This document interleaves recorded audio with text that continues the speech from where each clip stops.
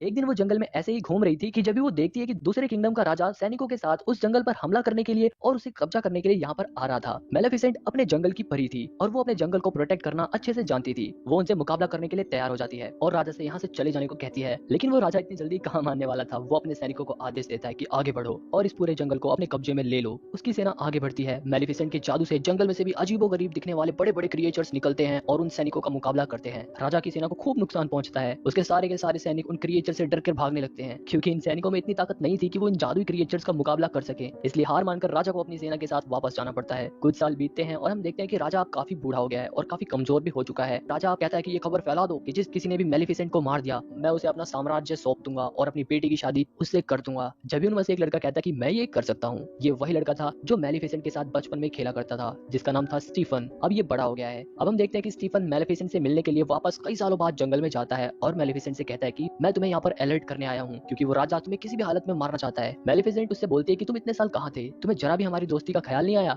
Stephen मेलेफिसेंट से कहता है कि मुझे माफ कर दो, मैं जानता हूँ कि मैं तुमसे कई साल बाद मिल रहा हूँ। मेलेफिसेंट उसे माफ कर देती है। वो दोनों साथ बैठकर काफी सारी बातें करते हैं। मेलेफिसेंट यहाँ नहीं जानती थी कि स्टीफन बहुत ही स्वार्थी इंसान है। वो स्टीफन को बहुत ही अच्छा इंसान समझती थी, लेकिन स्टीफन मेलेफिसेंट को कुछ ऐसी नशीली दवाई खिला देता है जिसे खाकर वो बेहोश हो जाती है। अगले दिन जब मेलेफिसेंट होश में आती है तो उसके शरीर में उसके पर नहीं थे। उसे काफी दर्द हो रहा था और वो काफी दुखी भी थी, क्योंकि उसके पास उसके प्यारे पंख नहीं थे। दूसरी तरफ हम देखते हैं कि स्टीफन मेलेफिसेंट के पंख को लेकर वापस राजमहल में जाता है और राजा से कहता है कि मैंने मेलेफिसेंट को मार दिया। राजा तो बहुत खुश होता है कि आखिरकार मेलेफिसेंट मर गई और वादे के अनुसार वो स्टीफन को किंगडम का राजा बना देता है। वहीं मेलेफिसेंट बेचारी बहुत ही उदास रहती है। उसकी पावर्स भी अब काफी कम हो चुकी थी। वो अब अपने पंख के बिना उड़ भी नहीं सकती थी। एक दिन वो देखती है कि कुछ शिकारी एक कौवे को पकड़ रहे थे। मेलेफिसेंट उस जाल में फंसे कौवे को इंसान में बदल देती है। ये देखकर शिकारी एकदम डर के मारे वहां से भाग जाते हैं। वहीं वो कौवा मेलेफिसेंट के पास आता है और मेलेफिसेंट से बोलता है कि आपने मेरी जान बचाई, अब से आप जो कहेंगी मैं वही करूंगा। क्योंकि वो कौवा इंसान बनने के बाद काफी खुश हो जाता है। मेलेफिसेंट उसका नाम डियावल रख देती है। डियावल मेलेफिसेंट के लिए जासूसी करता था, जिसके जरिए मेलेफिसेंट को पता चलता है कि स्टीफन ने राजा बनने के लालच में आकर उसके पर काट दिए थे। अब उसे इंसानों से नफरत हो गई थी, क्योंकि उसने स्टीफन के ऊपर सबसे ज्यादा भरोसा किया था। अब उसे ऐसा लगता है कि सारे इंसान मतलबी होते हैं और वो एक बुरी परी बन जाती है। वहीं स्टीफन की राजा की बेटी के साथ शादी हो गई थी, इसलिए उसकी एक छोटी सी बेटी पैदा होती है, जिसकी वजह से पूरे किंगडम में जश्न का माहौल होता है। दूर दूर से लोग आए हुए थे। इस मौके का फायदा उठाकर मेलेफिसेंट भी उस किंगडम में वापस चली जाती है और उस बच्चे के पास जाकर उस बच्ची से बोलती है कि तुम बहुत सुंदर हो, लेकिन तुम जैसे ही 16 साल की हो जाओगी तुम्हारे हाथ में एक सुई चुभेगी, जिसकी वजह से तुम्हारी मौत हो जाएगी। जब भी वहाँ पर स्टीफन आ जाता है और मेलेफिसेंट से बोलता है कि तुम ऐसा मत करो, तुम मेरा बदला मेरी बच्ची से क्यों ले रही हो, तब मेलेफिसेंट बोलती है कि मैं भी एक लड़की थी और तुमने मेरे साथ क्या किया। मेलेफिसेंट दिल की काफी अच्छी थी। वो स्टीफन की काफी रिक्वेस्ट करने के बाद ये कहती है कि इस बच्ची के 16 साल होने से पहले पहले अगर इसे इसका सच्चा प्यार मिल जाता है तब इसकी जान बच सकती है। स्टीफन मेलेफिसेंट के श्राप से काफी परेशान हो जाता है और वो 3 छोटी छोटी परियों को बुलाता है और उनसे कहता है कि मेरी बेटी को यहाँ से दूर ले जाओ और जब तक ये 16 साल की नहीं हो जाती इसे यहाँ पर मत लाना, वरना मेलेफिसेंट का श्राप सच हो जाएगा। इसके बाद अब वो राजा मेलेफिसेंट को मारने के लिए जंगल की तरफ बढ़ता है, लेकिन वो ऐसा नहीं कर पाता, क्योंकि मेलेफिसेंट ने जंगल की रक्षा करने के लिए जंगल के चारों तरफ अपने जादू से बाउंड्री बना रखी थी, जिसके कारण अब कोई भी इंसान उस जंगल में नहीं जा सकता था। सीन बदलता है और हम देखते हैं कि उस छोटी सी प्रिंसेस का नाम प्रिंसेस अरोरा रख दिया गया था। उसे वो 3 परियां लेकर बहुत दूर चली जाती हैं, लेकिन मेलेफिसेंट को पता था कि प्रिंसेस अरोरा कहाँ पर रहती है। मेलेफिसेंट उस बच्ची को डराने की कोशिश करती है, लेकिन वो बच्ची मेलेफिसेंट को देखकर मुस्कुराने लगती है और मेलेफिसेंट का दिल भी उस छोटी सी बच्ची की स्माइल देखकर पिघल जाता है। वहीं वो तीनों परियां प्रिंसेस अरोरा का ख्याल अच्छे से नहीं रख पा रही थी। उन तीनों की लापरवाही की वजह से प्रिंसेस अरोरा की जान हमेशा खतरे में पड़ जाती थी, लेकिन मेलेफिसेंट उसे हर बार बचा लेती थी। वक्त के साथ साथ प्रिंसेस अरोरा बड़ी होने लगी और अब वो 15 साल की हो चुकी थी और श्राप पूरा होने में सिर्फ 1 साल बचा था। प्रिंसेस अरोरा जिस जंगल में रहती थी उसके चारों तरफ बाउंड्री थी और वो कभी भी उस बाउंड्री से बाहर नहीं गई थी। उसने कभी भी बाहर की दुनिया नहीं देखी। एक दिन उस बाउंड्री के पास प्रिंसेस अरोरा को किसी की मौजूदगी का एहसास होता है और उस जगह पर प्रिंसेस अरोरा की मुलाकात मेलेफिसेंट से होती है। प्रिंसेस अरोरा मेलेफिसेंट को देखकर बोलते कि आप तो वही हो जो बचपन से मेरा ख्याल रखती आ रही हो, लेकिन कभी भी आप मेरे सामने नहीं आई।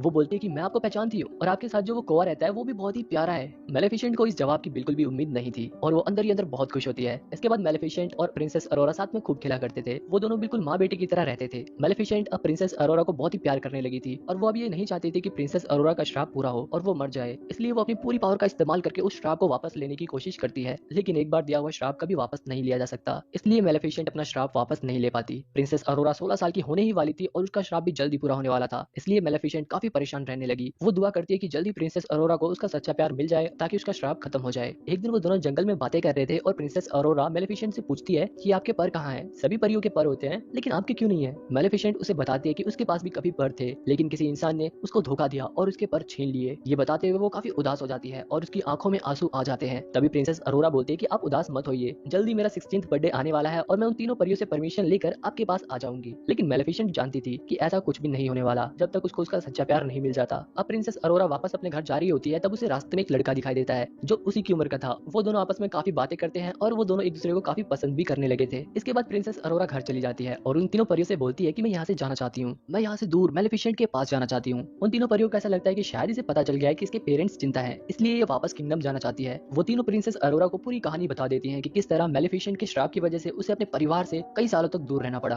प्रिंसेस अरोरा को अपने कानों पर विश्वास नहीं होता। उदास होकर मेलेफिसेंट के पास जाती है और उससे पूछती है कि क्या ये सच है। मेलेफिसेंट उसे बताती है कि हाँ ये सच है, मैंने तुम्हें श्राप दिया था, लेकिन अब मेरा दिल बदल चुका है। मैंने ये सब तुम्हारे पिता की वजह से किया था, लेकिन अब मैं भी नहीं चाहती कि तुम्हारा श्राप पूरा हो और तुम मर जाओ। मैं भी तुम्हें बचाना चाहती हूँ। प्रिंसेस अरोरा रोते हुए वहाँ से अपने पिता के पास चली जाती है और अपने पिता के गले लगकर रोने लगती है। वो बोलती है कि मैंने आप सबको बहुत मिस किया। लेकिन राजा स्टीफन उन तीनों परियों पर बहुत ही गुस्सा था, क्योंकि प्रिंसेस अरोरा के 16वें बर्थडे में अभी भी एक दिन बाकी था, इसलिए वो बिल्कुल भी रिस्क नहीं लेना चाहता था। वो अपने सिपाहियों से बोलता है कि इसे किसी कमरे में बंद कर दो जिसमें कोई भी नोकीली चीज ना हो, लेकिन वो राजा कुछ भी कर ले, श्राप रुक नहीं सकता था। जैसे ही प्रिंसेस अरोरा का 16वां बर्थडे आता है, वो अपने आप ही एक ऐसी जगह पर चली जाती है जहाँ पर खूब सारी नोकीली चीजें थी। श्राप की वजह से वो उस नोकीली चीज को अपनी उंगली पर चुभा लेती है और बेहोश हो जाती है। राजा बहुत ही परेशान हो जाता है, क्योंकि उसकी बेटी अब गहरी नींद में जा चुकी थी और वो कभी नहीं उठने वाली थी। मेलेफिसेंट भी काफी उदास हो जाती है, इसलिए वो उस लड़के के पास जाती है जिससे प्रिंसेस अरोरा की मुलाकात हुई थी, क्योंकि मेलेफिसेंट को ऐसा लगता है कि शायद ये लड़का प्रिंसेस अरोरा का सच्चा प्यार हो। दूसरी तरफ वो तीनों परियां राजा से बोलती है कि आप प्रिंसेस अरोरा के माथे पर चूमिए, आप उसके पिता हैं, हो सकता है कि आप ही उसका सच्चा प्यार हो। तब राजा बोलता है कि मैं किसी का भी सच्चा प्यार नहीं हो सकता, मैंने ही मेलेफिसेंट को धोखा दिया, इसी वजह से सब कुछ हो रहा है, सब मेरी गलती है। जब भी मेलेफिसेंट उस लड़के को लेकर यहाँ पर आ जाती है, उस लड़के के किस करने पर भी प्रिंसेस अरोरा को होश नहीं आता। मेलेफिसेंट को पता चल जाता है कि ये लड़का प्रिंसेस अरोरा का सच्चा प्यार नहीं है। मेलेफिसेंट प्रिंसेस अरोरा को देखकर रोने लगती है और कहती है कि मैं तुम्हें कभी नहीं भूल पाऊंगी, तुम्हारी स्माइल मुझे हमेशा याद रहेगी। ये कहकर मेलेफिसेंट प्रिंसेस अरोरा के माथे पर किस करती है और वहाँ से जाने लगती है। तभी पीछे से प्रिंसेस अरोरा की आवाज आती है, क्योंकि प्रिंसेस अरोरा का श्राप अब खत्म हो चुका था, क्योंकि मेलेफिसेंट और प्रिंसेस अरोरा एक दूसरे को दिल से प्यार करते थे। प्रिंसेस अरोरा मेलेफिसेंट से बोलती है कि अब वो भी उनके साथ जंगल में ही रहेगी। इसके बाद मेलेफिसेंट प्रिंसेस अरोरा को लेकर वहाँ से जाने लगती है। तभी स्टीफन के लोग उन पर लोहे का जाल डाल देते हैं, क्योंकि स्टीफन को ये मालूम था कि लोहा परियों को जला देता है। अब बेचारी मेलेफिसेंट तो कुछ नहीं कर पा रही थी, लेकिन वो अपने कौवे को एक खूंखार ड्रैगन में बदल देती है, जो कि मुंह से आग निकाल निकाल कर उनके सैनिकों को मारकर वहाँ से भगा देता है और मेलेफिसेंट को उस जाल से आजाद कर देता है। जब भी वहाँ पर स्टीफन लोहे का कवच पहनकर आता है ताकि मेलेफिसेंट उसे ना मार सके, और उसके सिपाही मेलेफिसेंट को एक बार फिर से घेर लेते हैं। दूसरी तरफ हम देखते हैं कि प्रिंसेस अरोरा जहाँ पर है, मेलेफिसेंट के पंख रखे हुए थे और उनमें अभी भी जान थी। प्रिंसेस अरोरा मेलेफिसेंट के पंखों को आजाद कर देती है और वो पंख अपने आप जाकर मेलेफिसेंट के शरीर में लग जाते हैं। मेलेफिसेंट की सारी ताकत वापस आ जाती है और वो वापस से उड़ने लगती है। वो उड़ते उड़ते अपने साथ स्टीफन को भी उड़ाकर वहाँ से ले जाती है, लेकिन उसे नीचे नहीं गिराती। लेकिन स्टीफन मेलेफिसेंट को मारने लगता है, जिसकी वजह से वो दोनों नीचे गिरने लगते हैं। स्टीफन मेलेफिसेंट के पंख को पकड़ कर रखता है, जिसकी वजह से मेलेफिसेंट उड़ नहीं पा रही थी। किसी तरह मेलेफिसेंट अपने पंखों को ऐन मौके पर खोल देती है, जिसकी वजह से स्टीफन की पकड़ छूट जाती है और वो नीचे गिर जाता है और उसका काम तमाम हो जाता है। अब यहाँ पर सब कुछ ठीक हो चुका था। अगली सुबह हम देखते हैं कि मेलेफिसेंट उस जंगल की बाउंड्री को हटा देती है और एक बार फिर से जंगल में दोबारा से फूल खिलने लगते हैं। वहाँ की हरियाली वापस आ जाती है। मेलेफिसेंट प्रिंसेस अरोरा को उस जंगल की नई रानी बना देती है और अब ये जंगल उस किंगडम के साथ मिल जाता है और अब यहाँ के सभी लोग हंसी खुशी रहने लगते हैं। यहाँ पर ये मूवी